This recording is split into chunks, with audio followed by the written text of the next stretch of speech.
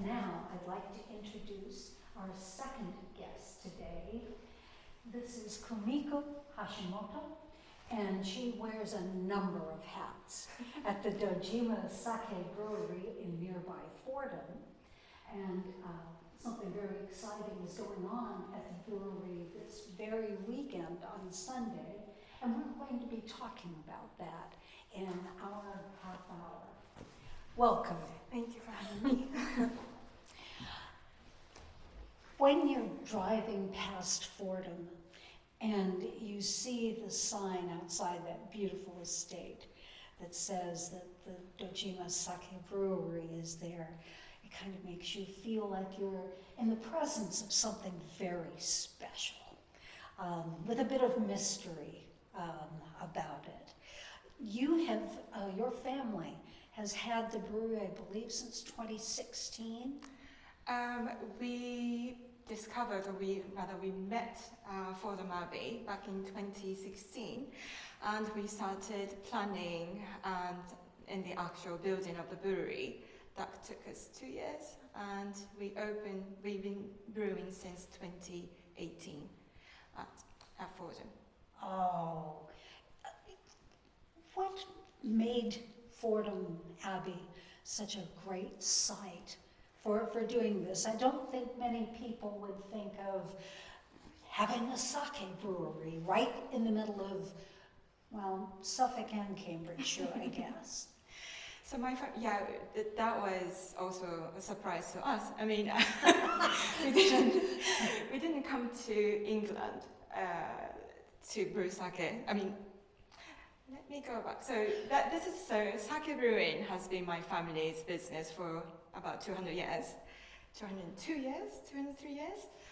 And I have a big family. I'm the eldest of 6 children. And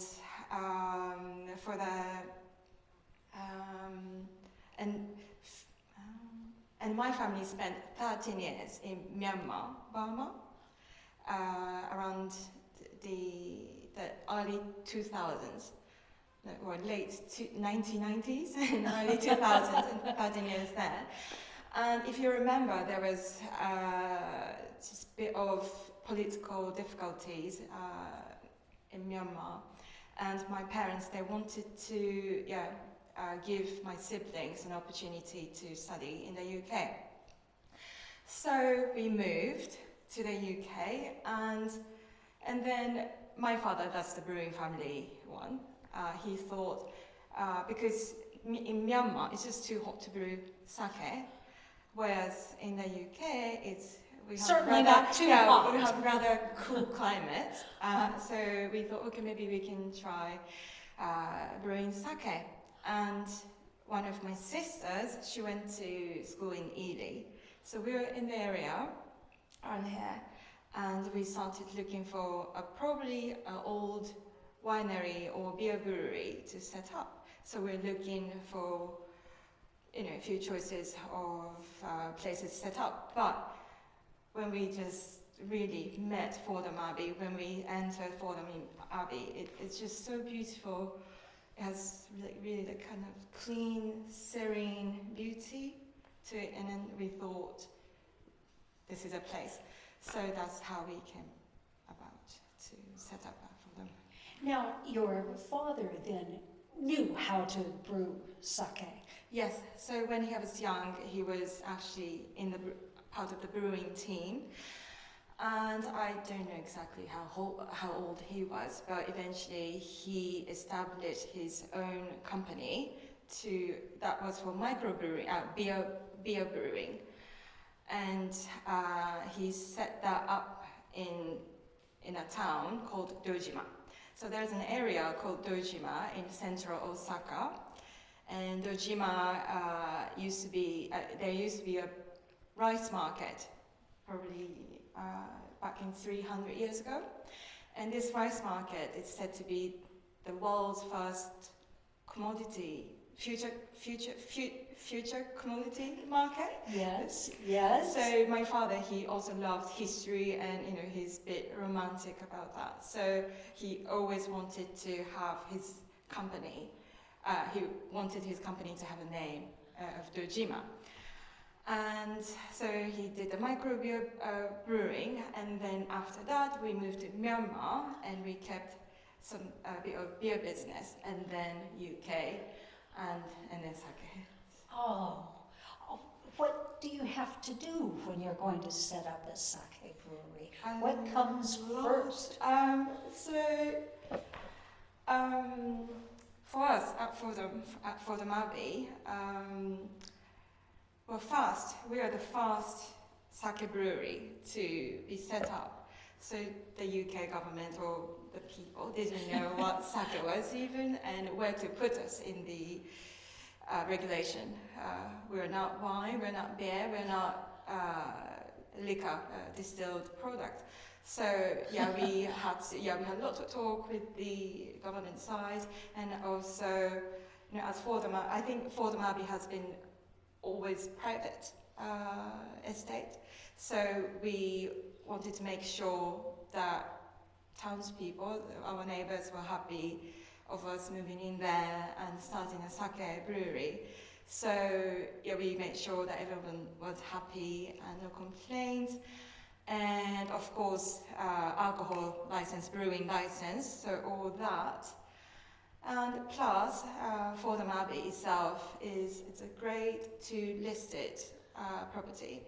So everything needs to be not forgiven, but it needs to have Be checked and fit in with the conservation. Yes.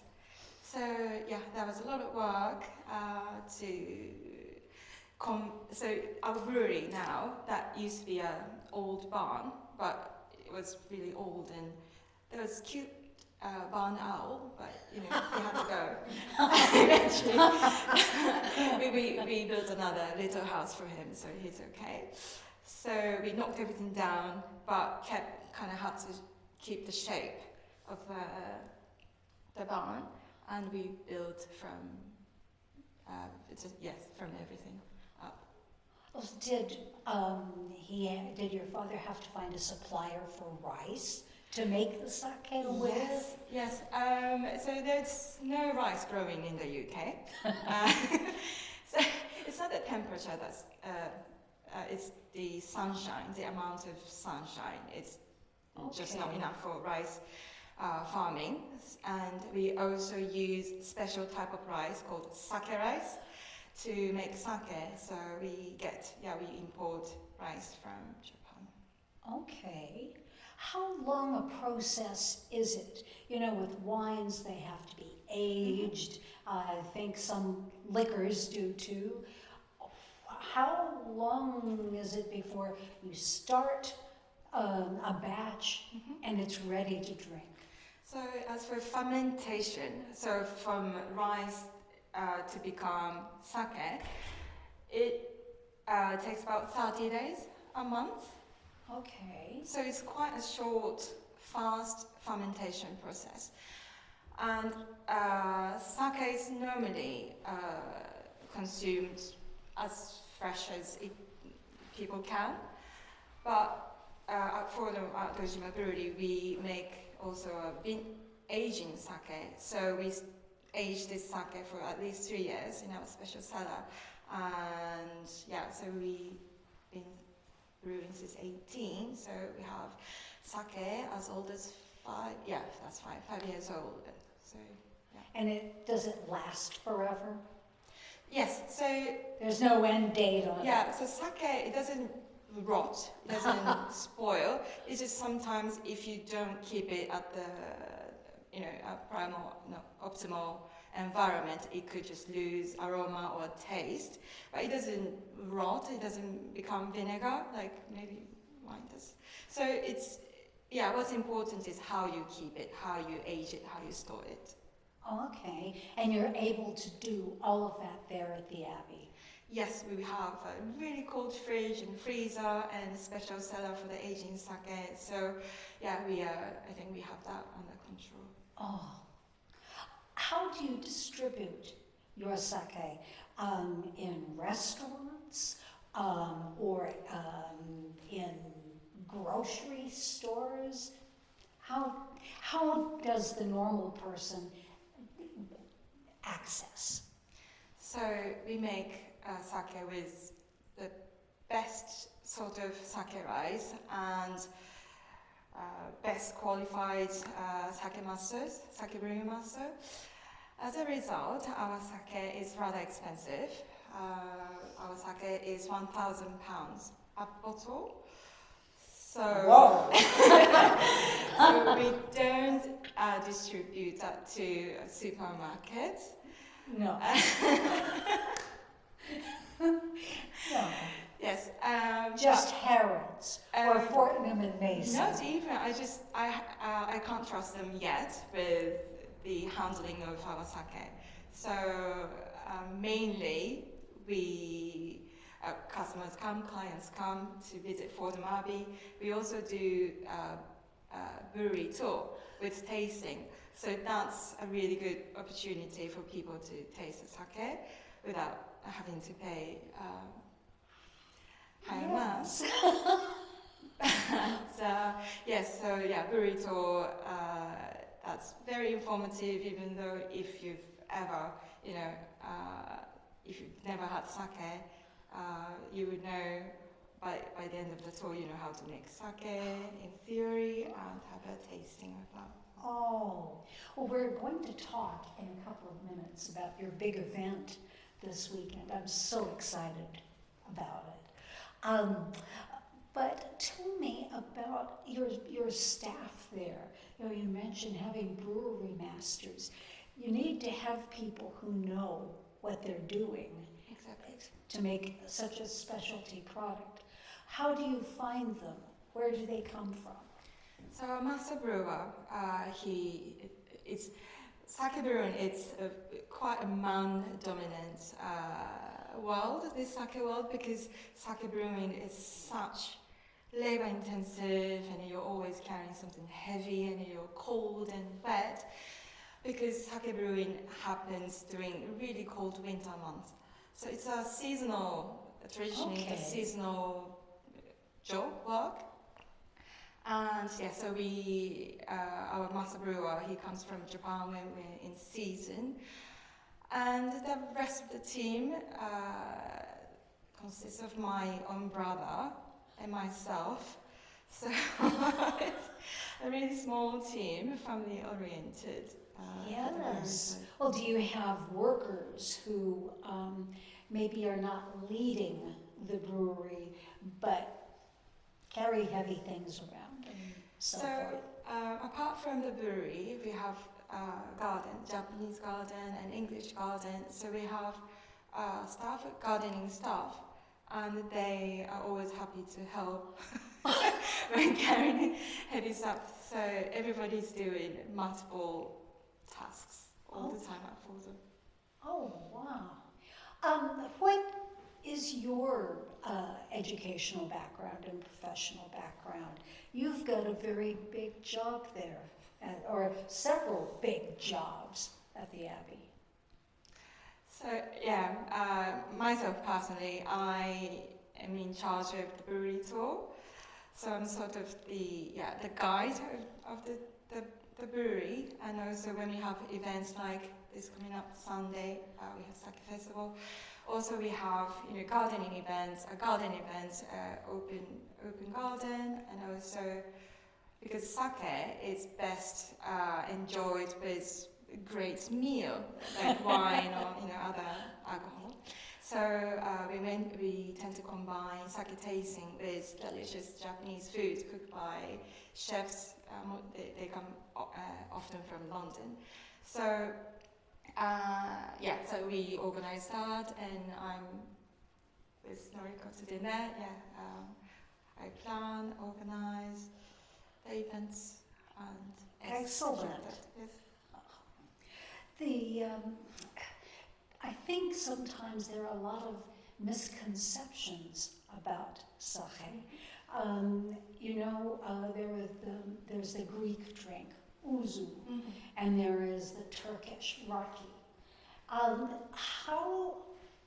How is sake different from a taste perspective? What does it taste like for those who don't know what it tastes like? So sake wine, we have sort of drier, sweeter. There's a spectrum Okay. of that, but it's not. So there's not much acidity, or there's no tannin in sake. Okay. So it's quite clean and pure, and it's quite subtle. It's not very bold. You can make it bold if you. I mean, there's different techniques, but but in general, sake is quite quite subtle, and you can taste sweetness that comes from rice, and really. But it's so strange because sake is made basically from water, rice, and koji. That's a type of mold. So and yeast, and this is it. But you can taste melon sometimes, some tropical notes, and floral aroma. So yeah, you have to come and taste it. I'm going to. I'm going to. Yeah, so it's not like hard. It's not shockingly like hard. It's not. Is it meant to be savored instead of? No. That would make me really sad. It should be enjoyed, savored as a fine wine. Oh, that sounds so nice. Well, tell us about the event Sunday. Yes, so this Sunday we have an annual sake festival. Internationally, famously, 1st of October is International Sake Day, apparently. Oh! But, because this is the sake day, there's lots of other events happening around sake. So we thought this year we just move it 1 week or 10 days. Yeah. Anyways, so we're doing our sake festival this Sunday, and there's going to be traditional taiko drum. These are big drums, live performance. They're brilliant, and also we have this comedy performance called rakugo. This is a traditional storytelling, and this is done. It's basically stand-up comedy done by one person in kimono. He'll be standing down on a cushion on a little stage, and he doesn't have any props except for a fan, and he just describes everything. And all those stories, they were passed down from masters to apprentices over 400 years. So these are old stories told by this one person. This is amazing. And I have to ask, will it be in English? Yes. Good. Yes. He's actually from Canada, but he does. I think he does Broadway shows in New York and London, and also in Tokyo.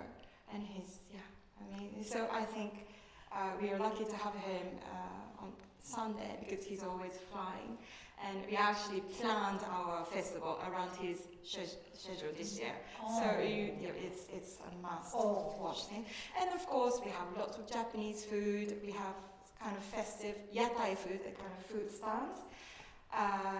Yakitori, that's a skewer chicken, grilled chicken, Japanese curry, beef balls, sushi, sort of things like that. And also there will be burrito, sake masterclass with different kinds of sake tasting, and also sort of a cookery workshop using byproduct of sake. So also martial arts demonstration. So there's lots of things going on. Yes, and a tea ceremony. Sorry, yes, that. It's tea ceremony in the Japanese garden. If you haven't done tea ceremony before, this is also a great opportunity for you to come, and we have a beautiful Japanese garden, which we maybe didn't come with the Fordham Abbey. We have tea masters coming in, and they will make you matcha tea one by one just for you. And you get a piece of Japanese, also beautiful sweets as well to go with tea. That is just going to be a lovely day for the people who are attending, and I have to tell you, I can't wait. I think it's going to be great fun. I think the weather will be okay, so yes. We hope. Well, I'd like to go to the audience now. And what kind of questions do you have for Kumiko? I've got a question. What's the alcohol content of the sake? So normally sake is around 15 to 13 to 17. There's a bit of range, but it's slightly stronger than wine. Yeah. I'd say. And you addressed a bit the flavor aspect. Mhm. Are different sakes labeled, like tropical or? I'm sorry, so ignorant. maybe some bottles you see that clearly, but I mean sake, it's a personal thing, isn't it? So I think everyone has different experience as they have Okay. sake, but yeah, it's hard to describe. So there's different brewing techniques and methods, and if you know, for example, Kimoto method, then you can kind of guess that's going to be a bit sour from the acidic, what's the lactic acid or something like that, or a type of rice, or the polishing rate of rice. It's going to take an hour to explain this, but you can kind of guess if you know a few words that's stated on the label. So yeah. Okay, so there are different flavors, different experiences with that. Now, I think you do some brewing yourself, right? Mm-hmm. Do you enjoy taking part in the brewing process? Absolutely. Well, I haven't been brewing for long because I always thought it was just too difficult for me. But this season I joined the brewing team, and sake was always part of my life, but I have just another whole new level of appreciation, and it was almost like, it's a bit of magic. You do everything precisely as the master brewer says, but there's just tiny things you're handling these living things, this koji mold. It's a living mold. It's micro organism, and it's you look after the koji as really like you look after human babies or animal babies. So that was tough, hard. It was heavy and again wet and cold, but it was so much fun because you see whatever you do, how you maybe touch the rice even, that have immediate impact and effect. So that was really interesting to be part of that. Oh, well, you mentioned that it's very male-dominated industry, profession. Do you have any thoughts about how other young women can be brought into the sector?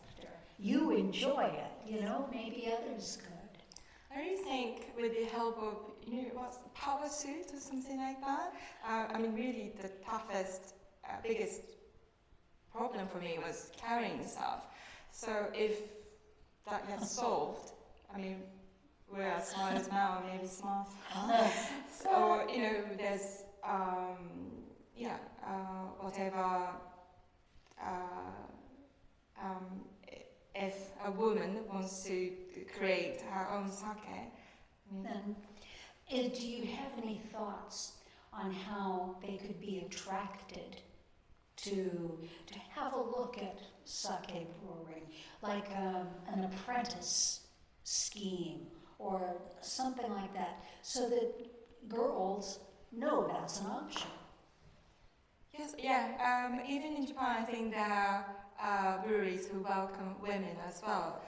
And at Fordham Dojima Brewery as well, if everybody's welcome. All women are welcome to come see the brewery and help out as an apprentice. Great. Do we have any other questions from our audience? Well, you've been so thorough, everyone knows what they need to know. Thank you so much for being here today.